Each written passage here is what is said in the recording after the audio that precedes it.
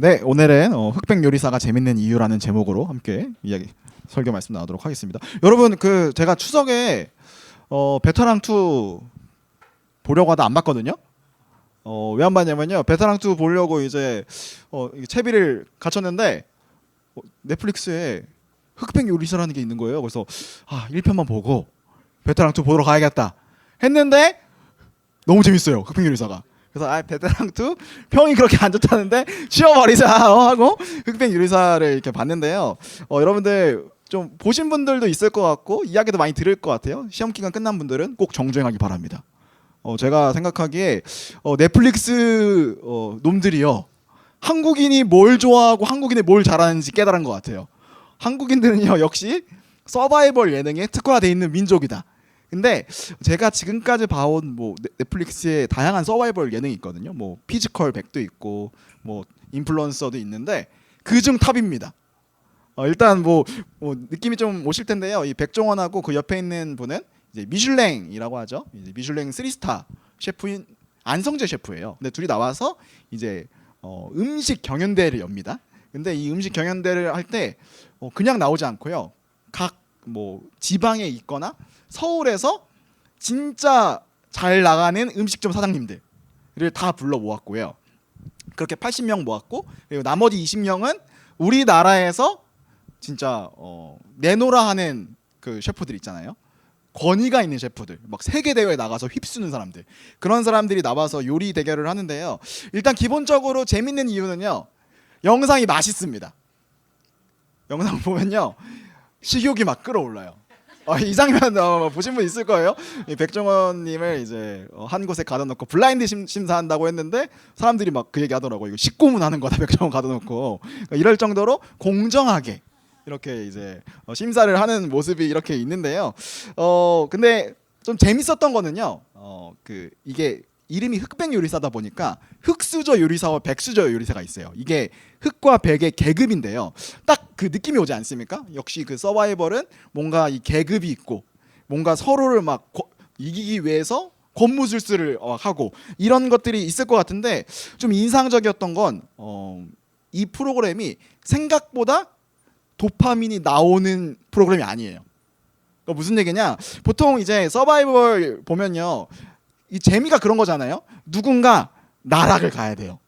그러니까 누군가 뭔가를 좀 그의 막 인성이 잘못됐거나 잘못된 권모술수가 나와가지고 이 사람을 막 비난하고 욕하는 재미가 사실 서바이벌의 묘미인데, 생각보다 그런 내용이 안 나옵니다.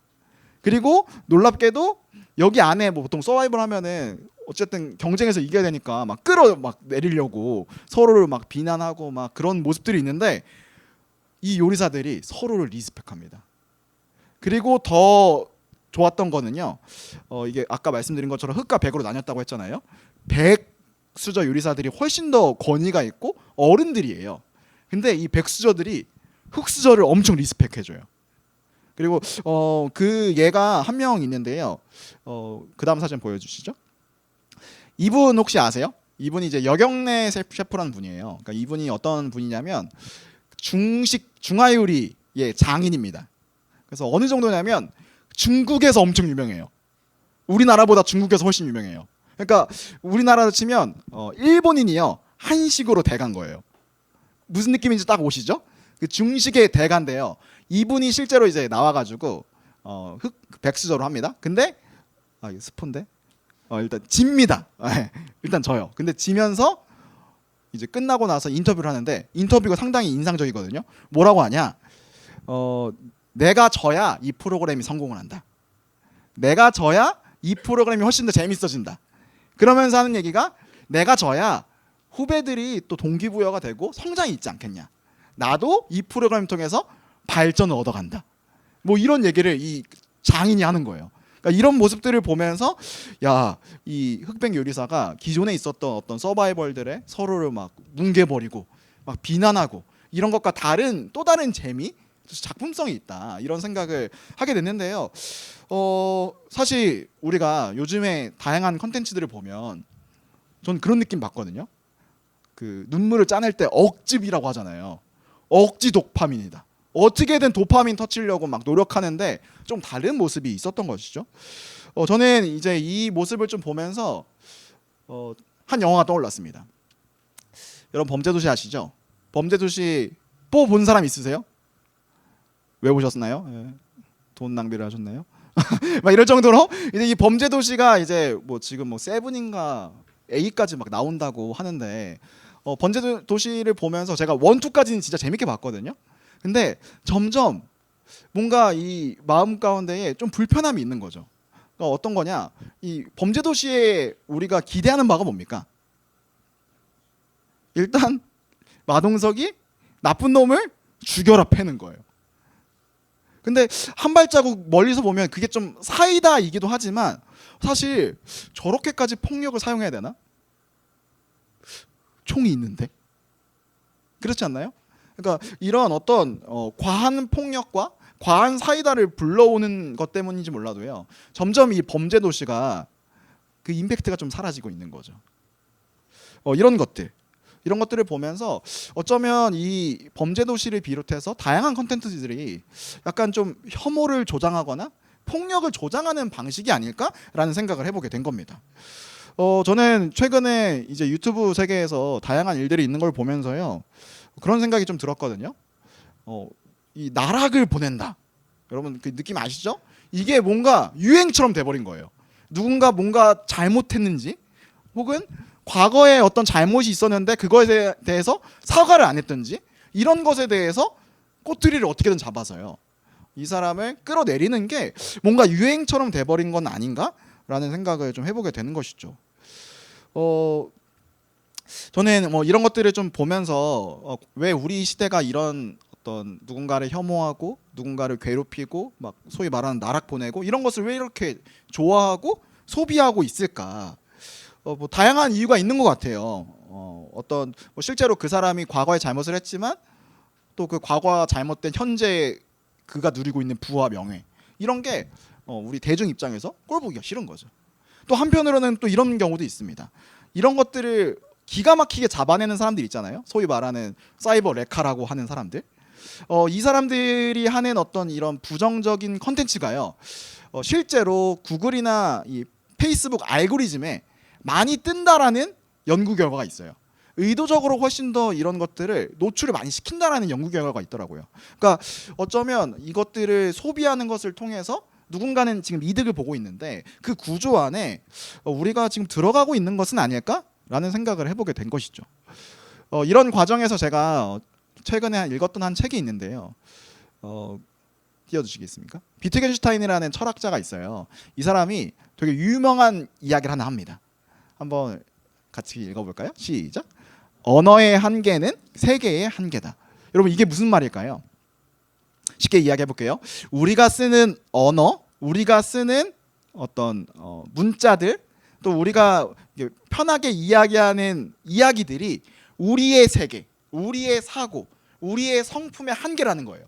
그러니까 어떤 사람의 성품과 그 사람의 사고와 그 사람의 세계관을 알려면 그 사람이 쓰는 언어를 보면 됩니다. 자, 이러한 맥락에서 제가 최근에 하나 또 이런 또 것들을 생각을 하면 이상하게 또 알고리즘에 이런 막 그 쇼츠가 막 떠요. 하는 쇼츠가 이런 쇼츠를 제가 봤는데요. 이런 내용이 있습니다. 지난 10년 동안 한국 인터넷 상황을 요약하겠다. 이런 쇼츠가 있었는데요. 한번 읽어드릴게요. 한번 잘 생각을 해보세요. 오글거린다란 말이 나오고 사람들에게 감성이 사라졌고, 선비라는 말이 나오자 절제하는 사람이 사라졌고, 나댄다라는 말이 나오자 용기 있는 사람이 사라졌고, 설명충이라는 말이 나오자 자기가 아는 지식을 나누려는 사람이 사라졌다. 여러분 이게 무슨 느낌인지 아시죠? 뭔가를 그 인터넷상에서 비꼬는 언어들이 나오자마자 거기에 대응하는 어떤 좋은 의도를 갖고 있는 사람들이 사라지고 있다는 얘기예요. 이어서 읽겠습니다. 이젠 저기에 누칼력, 선생님들을 위해서 풀어드리겠습니다. 누가 칼 들고 협박하냐? 라는 말이 나오자 자신의 행동에 책임지는 사람들이 사라졌고, 알바노라는 말이 나오자 타인의 의견을 존중하는 사람들이 사라졌고, 극이라는 말이 나오자 공격받는 타인을 변호하려는 사람들도 사라짐. 우리가 인터넷에서 많이 쓰는 용어지만 사실 뭐 극, 알바노 여러분 다 쓰잖아요, 학교에서. 그렇지 않습니까?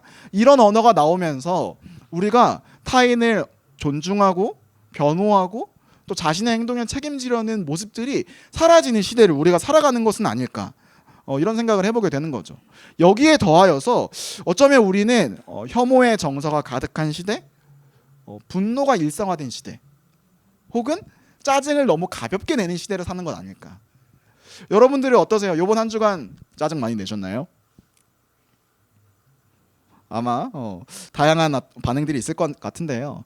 그렇다면 우리가 계속 좀 이런 시대적인 흐름들을 살펴보면서 과연 성경에서는 이러한 시대에 대해서 건강한 사람으로, 건강한 그리스도인으로, 예수님의 제자로 어떻게 살아갈까에 대해서 성경은 이야기하고 있는데요. 오늘 본문의 모습이 어쩌면 이러한 혐오의 정서에 대한 예수님의 마음을 담고 있는 것 같습니다. 오늘 우리가 읽었던 마가복음 15장은요. 예수님께서 이제 마가복음 15장 후반부터 16장에 십자가에 매달리세요. 근데 그 십자가에 매달리기 전에 빌라도와 또 종교 지도자들에게 재판을 받는 과정이 나옵니다. 오늘 우리가 읽었던 내용은 이제 빌라도의 법정에 대한 이야기인데요. 그 전에 먼저 유대의 종교 지도자들, 대제사장들의 재판의 모습이 한 가지 펼쳐집니다. 우리 마가복음 14장 55절부터 56절까지의 말씀 함께 읽어보겠습니다. 시작. 대제사장들과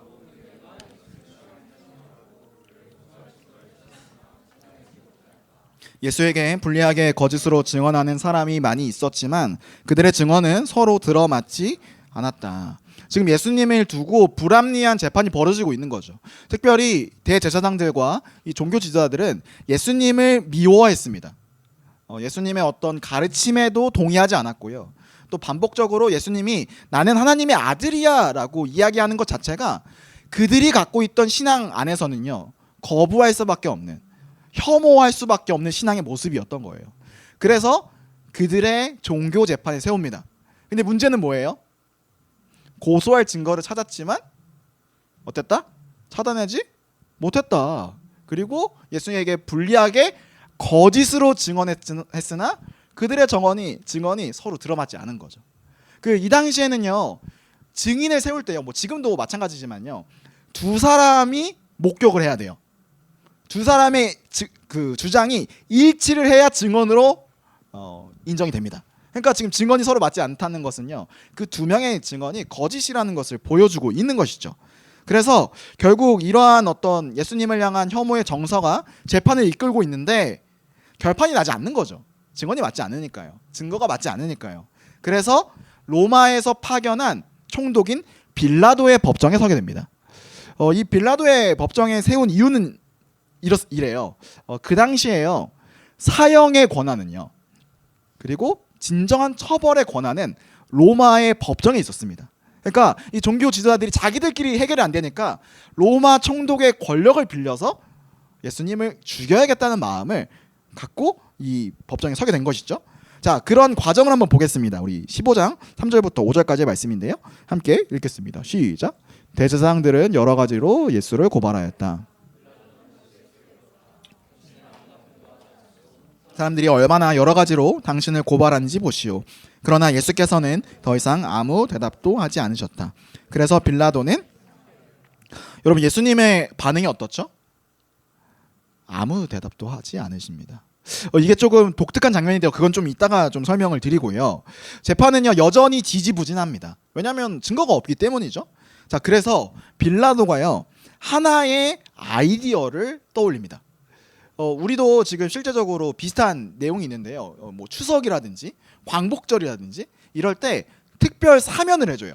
죄가 있는 사람 중에서 조금 그래도 좀 풀어줄 만한 사람을 이렇게 선정을 해서요, 특별 사면을 실제로 해줍니다. 근데 이 당시에도 동일하게 명절에 특별 사면을 해주는 과정들이 좀 있었던 것이죠. 자, 그래서 빌라도가 이 아이디어를 떠올리자 8절 말씀 함께 9절까지 한번 읽어볼게요. 시작. 그래서 무리가 올라가서 자기들에게 해주던 관례대로 해달라고 빌라도에게 청하였다. 빌라도가 말하였다. 여러분은 내가 그 유대인의 왕을 여러분에게 놓아주기를 바라는 거요. 그러니까 그 관례대로 예수님 지금 특별 사면해달라는 거야? 뭐야? 이렇게 물어보죠. 자, 그런데 그들의 반응이 어땠냐? 11절 말씀이에요. 함께 읽겠습니다. 시작. 그러나 대제사장들은 무리를 선동하여 차라리 바라바를 놓아달라고. 대제사장들이 어떻게 하죠? 무리를 선동해서 진짜 죄인인 바라바를 대신 놓아달라고 청하고 있는 거죠. 그 얘기는 뭡니까? 바라바 대신 예수님 잡아가라는 거예요. 우리가 미워하는 예수님 잡아가, 이 얘기를 하고 있는 겁니다. 자, 그래서 빌라도가요 다시 군중에게 묻습니다. 12절부터 13절까지 다시 한번 읽을게요. 읽겠습니다. 시작. 빌라도는 다시 그들에게 말하였다. 그러면 당신들은 유대인의 왕이라고 하는 그 사람을 나더러 어떻게 하라는 거예요? 그들이 다시 소리를 질렀다. 십자가에 못 박으시오. 군중의 반응이 어떻다고요? 십자가에 못 박아서 죽여라 라고 이야기를 하는 거죠. 근데요, 빌라도가요 아무리 생각해도 증거가 없잖아요. 예수님은 잡혀서 십자가에 죽일 만한 죄를 지은 분이 아니라는 것을 빌라도가 알고 있었어요. 자, 그래서 빌라도가 한 번 더 묻습니다. 자, 14절하고 15절 말씀 한번 읽어볼게요. 읽겠습니다. 시작. 빌라도가 그들에게 말하였다. 정말 이 사람이 무슨 나쁜 일을 하였소? 그리하여 빌라도는 무리를 만족시켜 주려고 바라바는 놓아주고 예수는 채찍질한 다음에 십자가에 처형당하게 넘겨 주었다. 여러분, 빌라도가 어떻게 합니까? 다시 한번 묻죠. 정말 이 사람 죄가 있어? 근데 증거는 없어요. 근데 빌라도 안에 내가 예수님을 벌하지 않으면 그들의 그 혐오의 정서가 나에게 넘어오면 어떡하지? 라는 생각이 있었던 거죠. 그래서 15절을 보니까 빌라도는 무리를 만족시켜 주려고 예수님을 십자가 처형에 넘겨주는 모습이 오늘의 장면입니다. 자, 오늘 우리는요 이 장면을 보면서 세 부류의 사람을 볼 수 있는 것 같아요. 첫 번째, 예수님을 혐오했던 바리새인들과 종교 지도자들. 여러분, 이 사람들은 어떤 사람들일까요? 혐오의 정서로 가득 찬 사람들이죠. 또한 그들이 사용하는 방식은 무엇입니까? 무리를 선동을 해요. 여러분, 이게 좀 우리가 좀 눈여겨봐야 되는 건데요, 다수가요, 또 선동당한 다수가 부정적인 의견을 표출할 때 갖는 그 폭력성이 상당히 크다는 것이죠. 즉, 예수님께서 결정적으로 왜 십자가에 처형당하게 됐습니까? 무리가 갖는, 다수가 갖는 그 폭력성, 그것이 오늘 본문에서 보는 한 가지 모습인 것이죠. 또 한 인물이 나옵니다. 빌라도가 나옵니다. 빌라도. 여러분, 빌라도는 어떤 인물일까요? 빌라도는요 책임을 전가하는 인물입니다. 분명히 증거가 나오지 않았다면 그 증거대로 재판하면 되잖아요. 예수는 죄가 없다, 정말 예수를 죽이고 싶거든 증거를 찾아와라 라고 이야기하면 되는 게 빌라도의 모습입니다. 그런데요, 빌라도는 어떻습니까? 무리가 원하는데, 내가 잘못 판결한 건 나 때문이 아니라 이 사람들, 바리새인들 때문이야 라는 마음으로 판결을 하는 거죠. 결국 이 빌라도는요 내 잘못이 아니야. 그러니까 다시 말하면 주변에 불이한 상황이 있을 때 아무것도 하지 않는 인물인 것이죠. 여러분, 침묵은요 가장 쉬운 방법입니다. 그러니까 아무것도 표현하지 않는 것도 다시 생각하면 불의일 수 있다라는 것이죠. 그리고 세 번째 인물이 나옵니다. 바로 예수님입니다. 여러분, 예수님은 오늘 본문에서 어떤 반응을 보이셨죠? 아무 말도 하지 않으셨어요. 그냥 그 재판에 받으십니다. 근데 이 장면이요 마가복음에서 유일하게 나오는 부분이에요. 그 앞에 내용들을 보면요, 예수님께서 종교 지도자들이 야, 예수 너가 갖고 있는 신앙 잘못된 거 아니야? 이렇게 공격할 때 예수님 어떻게 하신지 아세요? 하나하나 다 설명해 주세요. 그리고 막 토론과 논쟁이 올 때 피하지 않으십니다. 이거는 이런 내용이고 너희가 알고 있는 지금 성경 지식은 잘못 해석한 거야, 분명하게 알려주시는데요, 마가복음에서 유일하게 딱 한 장면, 여기서는 침묵을 하십니다. 여러분, 예수님께서 왜 침묵을 하셨을까요? 그 이유는요 바로 십자가를 지기 위해서인 것이죠. 여러분, 예수님의 이 내면 안에 있는 마음은 어떤 마음일까요? 아마도 사랑의 마음인 것 같습니다.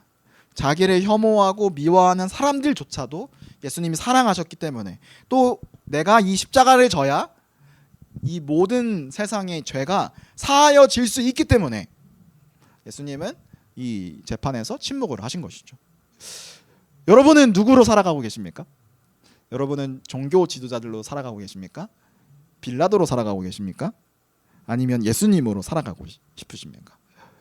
우리는 사실 너무 정답을 잘 압니다. 아, 목사님이 이렇게 얘기했으면 당연히 예수님을 살아가야지 하는 답변, 여러분들 제가 말하지 않아도 아실 겁니다. 근데요, 문제는요, 이렇게 예수님처럼 살아가는 게 어려워요. 여러분 그렇지 않습니까? 아까 제가 막 처음에 다양한 어떤 인터넷 상에서의 그런 어떤 밈들과 또 누군가를 혐오하는 상황 가운데 여러분들도 뭐 거기다 적극적으로 댓글을 달진 않겠지만 나름 재밌잖아요. 이슈가 되잖아요. 어쩌면 우리는 빌라도처럼 살아가고 있는지도 모르는 것이죠. 자, 그렇다면 성경은요, 이러한 예수님의 마음이 어떻게 가능할까에 대해서 이렇게 이야기하고 있습니다. 요한일서 4장 7절 말씀인데요, 함께 읽어볼게요. 시작. 사랑하는 여러분,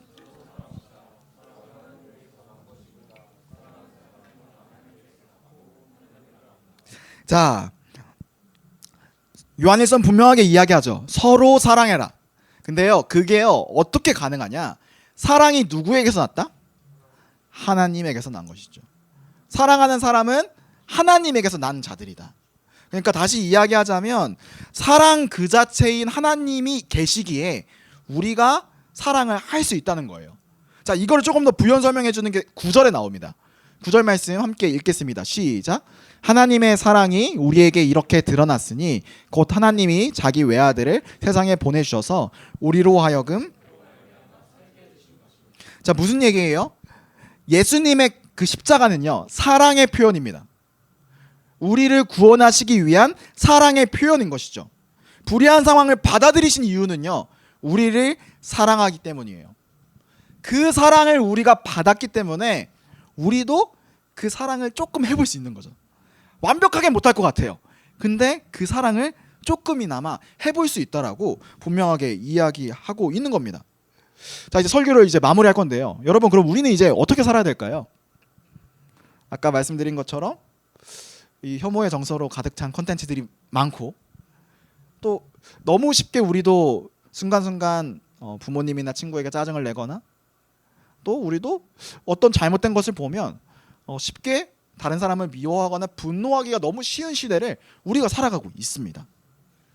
자, 그런데 오늘 우리가 방금 읽었던 요한일서는요, 이렇게 이야기를 마무리하고 있습니다. 4장 11절 말씀입니다. 요한일서 4장 11절 함께 읽을게요. 시작. 사랑하는 여러분, 하나님께서 이렇게까지 우리를 사랑하셨으니 우리도 서로 사랑해야 합니다. 결국 이 시대의 어떤 대안은요, 사랑인 것 같아요. 제가 다양한 일들을 좀 보는 것 같아요. 요즘에 또 SNS나 또 유튜브나 또 주변의 일들을 보면서 참 미워할 것도 많고 분노할 것도 많고 참 어려운 시대를 살아가고 있고, 저도 어느 순간에 또 이런 어떤 모습들을 보면서 저도 편하게 분노하고 욕하고 하는 게 너무 쉽더라고요. 근데 이 말씀을 보면서 한 가지 좀 떠오른 거죠. 나조차도 이렇게 분노하고, 나도 하나님의 사람이다, 하나님 따라가는 사람이다라고 생각하는데 나조차도 쉽게 이렇게 분노하고 있다면 이 시대에 정말 소망이 있을까? 그러면서 이 말씀을 보니까, 아, 그렇지, 하나님이 우리를 여전히 사랑하시기에 우리도 그 사랑으로 나아가야 되지 라는 생각을 하게 된 것이죠. 사랑하는 여러분, 여러분의 삶에 다양한 공간들이 있을 것 같아요. 여러분들 그 공간에서 어떻게 살아가고 계십니까? 저는 부탁하기는요, 그 공간들을 사랑으로 채우시는 여러분이 되셨으면 좋겠습니다. 학교에서 사랑하셨으면 좋겠어요. 학교에 나와 성향이 맞지 않는 미운 친구들 참 많죠. 그 친구들을 사랑하시는 여러분 되셨으면 좋겠습니다. 가정에서는요, 엄마의 잔소리, 오늘 아침도 들으신 분 분명히 있을 텐데요, 그때마다 막 짜증이 올라오시죠. 여러분들 그 엄마도 사랑하셨으면 좋겠습니다. 친구 관계, 나를 기분 나쁘게 하는 친구도 있을 거예요. 그렇죠? 그 친구도 사랑하셨으면 좋겠습니다. 왜냐? 우리는 하나님의 사랑을 경험한 자들이기 때문이에요. 마찬가지로 SNS에서, 유튜브에서, 물론 우리가 사이버 공간에서 또 익명성의 뒤에 있기 때문에 그들을 뭐 이렇게 변호해주거나 사랑하기는 쉽지 않을 것 같아요. 근데 저는 기도는 해줄 수 있을 것 같아요. 그렇게 다른 사람에게 지탄을 받는 사람, 사실 궁일한 마음이 전 생기거든요. 만약 내가 저 자리에 갔으면 나 어떻게 살아갈까? 막 악플 때문에 극단적 선택을 하시는 연예인들의 마음이 종종 이해가 돼요. 아, 진짜 저 자리에 가면 저럴 수 있겠다. 저는 그들을 위해서 기도하는 것도 사랑이라고 생각합니다. 한편으로는요, 악플 달지 마십시오. 저는요, 저를 지키기 위해서 뭘 하냐면요, 유튜브 그 아이디에요, 제 사진을 걸어 놓습니다. 이름을 제 이름으로 합니다. 내 이름과 얼굴이 걸려 있으니까 섣불리 댓글 못 다는 거죠. 이런 것처럼 이건 좀 소극적인 방식이겠지만 그들을 위해서 사랑하고 기도하는 것이 어쩌면 거기서부터 시작하는 거 아닐까 생각해 보게 되는 거죠. 여러분, 세상 사람들은 혐오가 쉽고 또 불의에 침묵하는 것이 쉽다고 이야기할지 모르겠습니다. 그러나 우리는 하나님의 자녀로서 사랑하는 저와 여러분이 되기를 주님을 축복합니다. 왜냐? 우리는 사랑받는 하나님의 자녀이기 때문인 것이죠. 그 마음을 가지고 여러분의 주변을 조금 더 사랑해보는 저와 여러분이 되기를 주님을 축복합니다. 우리 함께 찬양하면 좋을 것 같은데요. 오주여 당신 앞에 함께 찬양하겠습니다. 이 가사를 보니까 그런 말이 가사가 있더라고요. 넌 자격이 없다. 너는 안 된다. 다 의미 없다. 라고 이야기하는 것들이 어쩌면 우리를 향한 세상의 혐오의 정서일 수도 있고요. 어쩌면 오늘 말씀처럼 그 외침이 있는 곳이야말로 우리가 하나님의 사랑을 전해야 될 곳이 아닐까라는 생각을 해보게 되는 것 같습니다. 우리 그 마음을 가지고 이 찬양 함께 나눴으면 좋겠습니다.